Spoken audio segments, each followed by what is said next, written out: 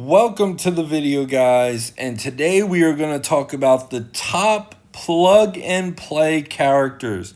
This was on my Discord channel. I have a video request section and people are able to write in exactly what kind of videos you want to see. So here I am going off with the best plug and play characters. So if you have a team with synergy that you're working on, but you need an extra member or two to fill the spot, these are the characters to do so. Let's start off with the first character that is a great plug and play character. He is a member of the Baratheon faction. He has a very strong AoE fire damage move. So if you have people on your team that are reducing fire resistance, this will hit stronger. It's normal speed and does well. He also has an amazing leadership ability where he grants 25% gem damage to his team. So even if you use him for Baratheons or non-Baratheons, if you don't have a good leadership, you will get 25% gem damage with this perfect. Another bonus of Stannis is anytime an enemy is defeated, he will remove 3 debuffs from all allies and then destroy a power-up or a regular gem. This is super important if you're facing ice teams, fire teams, bleed teams. Anyone with debuffs, when an enemy is defeated, he will remove them. So he is clutch and a great character. He is super powerful and highly recommended. You could get him in the Red God Altar now for availability, and you could get him in the Green Summons with Melisandre. Going into number 2 on the best plug and play characters is Tormund. Tormund is a character you will get on the leaderboards in the Battle of the Bastards event for the rewards. He has a normal speed AoE ability which does a lot of damage, and he is purple color, so he does not have any weaknesses. He only has strengths. If you face gold opponents, it will do more damage. If you face any other opponent, any other color, it will just do the regular damage, which is super important. He has a great ability against shields, which might not be so relevant right now for events, but if you're facing shield opponents in raids, he is potent. He is also a fighter, so he does a lot of damage. And he is a member of the Free Folk, so you can get that tenacity bonus as long as you use 2 or more Free Folk characters. And paired with 1/1, he has a bomb special target up ability. So he is certainly a good member of a plug and play character. The next plug and play character that is worth mentioning is Rhaenyra. And Rhaenyra has a good fire damage AoE ability, which can inflict fire, which is a debuff that does damage over time each turn. For more fire they have, the more effective it is, and she can remove buffs. She shines with her leadership ability. If you don't have a good lead, when someone dies, she will create 1 to 2 power-ups on the board, which could blow up the board and create lots of stamina, allowing your characters to do their special moves and doing a lot of gem damage bonus. She is a meta for raids, the best lead in the game, and when she receives a buff, she has a chance to trigger a power-up, which will not take a turn. So if you put a shield on her or you give her a buff, she is great there. She is also a member of the Targaryen faction, so if you are running a fire team, she will be doing great effects with fire. So she is a perfect example of a great plug and play character with the AoE. Another good plug and play character, even if you're not running the ice team, I've used him on my event team a long time ago, before the Rhaenyra and Stannis days, and that is Ned Stark. Ned Stark has a normal speed move that does a ton of damage to a single target enemy. If they're brittle, it's done more damage, but he taunts for many turns. So this could save your teammates from getting killed by taunting. He is very tanky, and there are a lot of blue enemies in the events. So if you're using red guys on your team and they're weak against them, you could use a single target attack for Ned to be able to get the damage done. He also has the great ability that when someone becomes brittle, he does great things, and he could start off the match making people have ice to start, a 35% chance. So that could slow people down. So even if you're not running a full ice team, he is a great plug-and-play character and very free-to-play friendly. You could get him with the purple summons. Another character who is a very strong plug-and-play character is Daenerys Targaryen.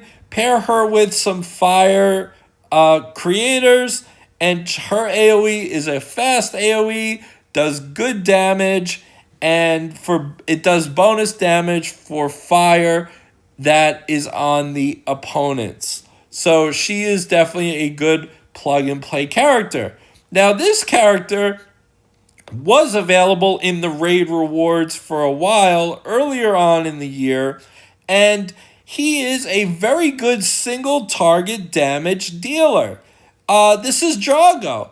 He does a lot of damage. It's a fast speed move. He does attack himself a little bit, but if you need a little bit of extra target damage, he can do the deal. He is a member of the Free City faction, which gives bonus stamina, and his lead for the Free Cities can make them start turn 1. He also has the ability when he defeats an enemy to gain a attack buff for that. So if you do have him from previous raid rewards at 3-star or 4-star, Khal Drogo can be a good plug-and-play character for attack. Now moving on to some epics, we have Robert Baratheon, where if you do have him 3 stars or above, he has a very good single target attack. I have it up to level 8. It does 402% physical damage to a single enemy, and if the target is a beast, this is a dragon, or these are the dogs from the Battle of the Bastards event, it does bonus damage. And then when he gets hit from a beast, he counters, and if he defeats a beast, he heals his allies for 5% of his max HP. He's also a member of the Targaryen faction as well. So if you do get him, you can get him from the blue summons with purple tokens. I have him very high stars, and I am loving him at level 220. Does great single target damage ability and a good plug-and-play character if you get him at high stars.